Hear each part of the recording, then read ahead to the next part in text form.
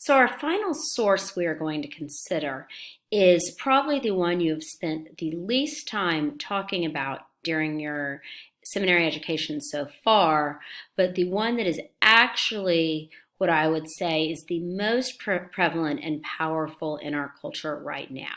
And this is the idea that personal or communal experience helps us determine proper courses in moral theology.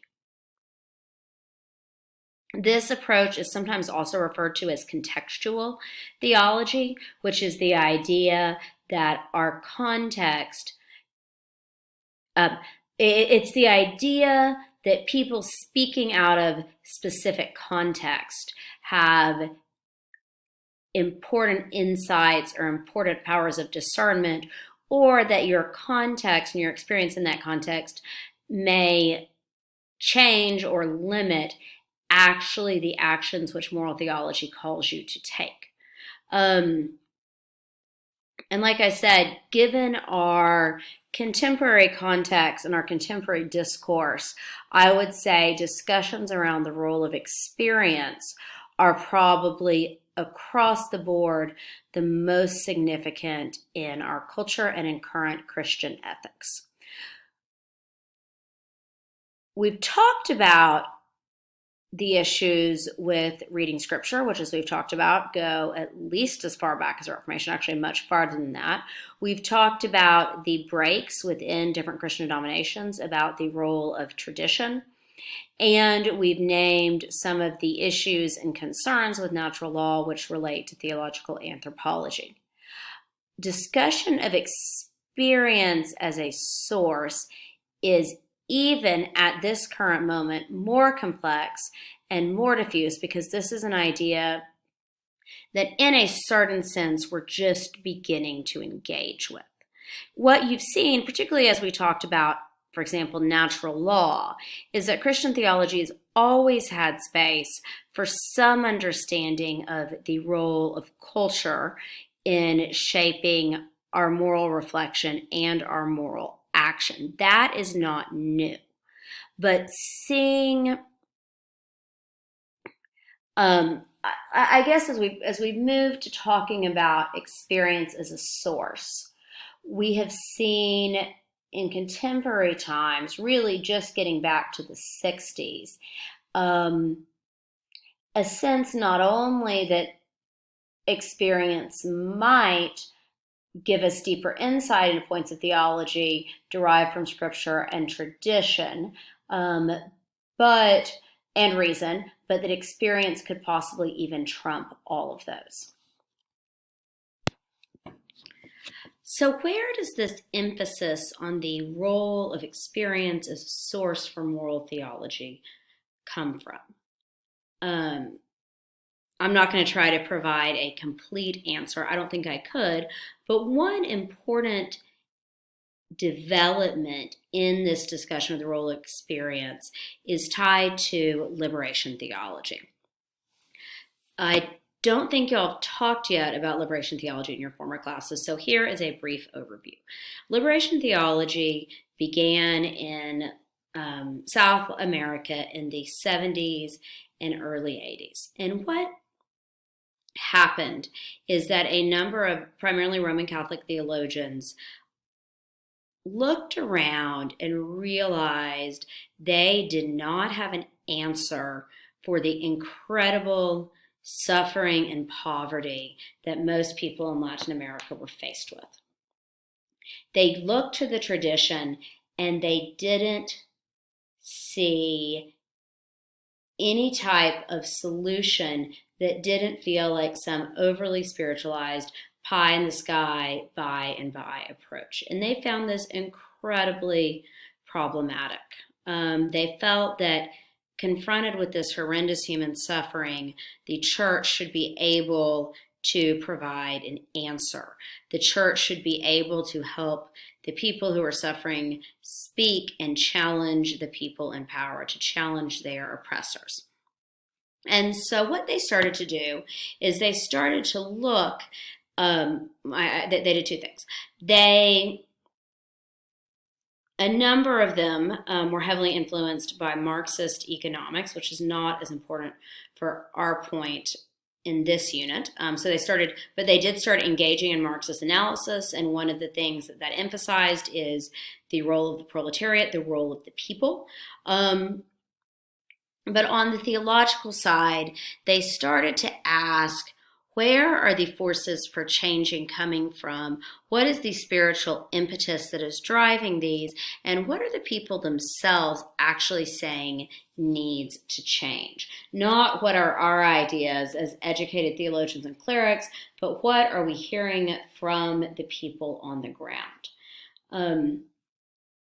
And so they realized, or they went back to Scripture and they said, look, we need to understand that Christ's liberation, of which liberation Exodus is a type, calls for actual change in people's lives, actual reduction of suffering, and actual actions on the part of Christians.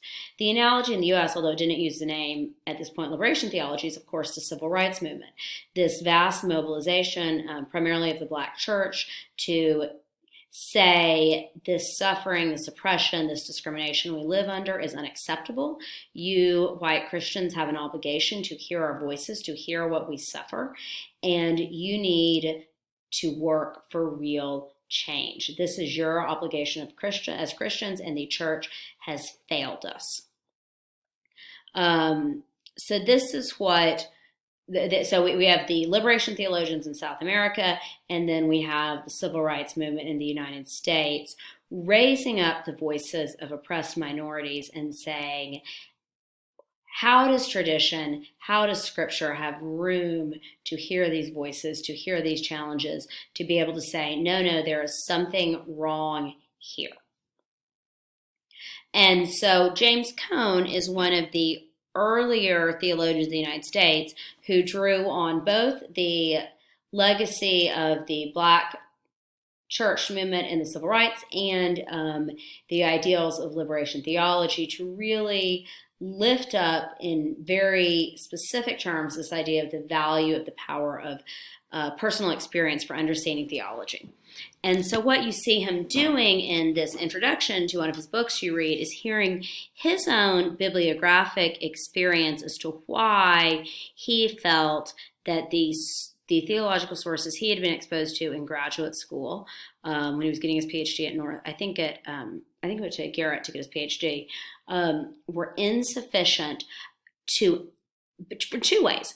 Both to answer the challenges, the oppression that Blacks suffered in Bearson, Arkansas, and the South, the continuing oppression enacted by other Christians, and did not capture the immense spiritual vitality of the Black church that he had grown up with. This incredible sense of God's active presence in the world. And he did not find this in the way that he was taught both Scripture and tradition. So he made his goal to retrieve these voices and bring them back into dialogue. And this introduction is his way of engaging with this. And so this provides it's a conversion story of somebody who radically changes his approach to moral theology because he feels that Scripture and the tradition are inadequate, do not offer everything to address these suffering, and is not open to the insights from other suffering Christians. So what are some problems with using experience as a source? And the very short pink hairs and long readings are intended to get you thinking about this. Cone provides the benefits and explains his own conversion. But like I said, this is a source that we are still figuring out as Christians, as theologians, as priests and pastors, how to engage with, because this high prioritization of experience is relatively new. Not, like I said, not experience in itself, but giving it this high value is relatively new in Christian theology. So here's one of Long's concern. He worries that if we say everything is tied to our culture, our context, our experience, that it works in the same way nominalism does and it breaks down human nature. It doesn't leave any room to talk about the things which tie us together. Obviously, natural law goes out the window. But even a sense that we might have common moral experiences that we can share within the church, it disappears. Everything is simply your culture, your context. This is the only way of moral discernment, and there's no way of building a bridge based on shared human nature to help connect exactly our moral theology. And of course, he gestures at this, but as we look at more technology, and people feeling this freedom to experiment on themselves, to change themselves in various ways, this, of course, breaks down this sort of sense we have of baseline human connections as well. Both Pinckaers and Long raise the question that raise the point that they also are concerned that the natural starts to trump the supernatural. If everything is based on human experience, then there's no way to explain or justify God's unique action in the world, which does not generally fit within human experience. I think that what both Cone does with focusing on the power of the Holy Spirit in the community of Bearson, Arkansas, and what Father Gustavo does in the readings you'll do for Tuesday, show a way that this can be done positively. But I think it really is important that if we're saying the only way we can encounter God is through the experience of this community, it shuts off the possibility of God coming to us.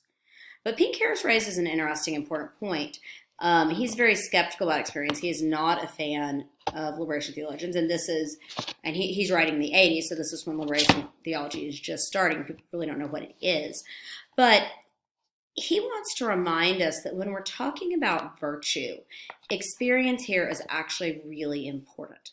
That we have the sense of the experience of the exemplars, the experience of people who make virtuous choices, and that really should inform our moral theology. So he wants us to ask the question, not just is all experience as raw data useful for moral discernment, but what about the experience of the good? And he brings this up as well earlier in the reading. I think this is particularly relevant to our time right now.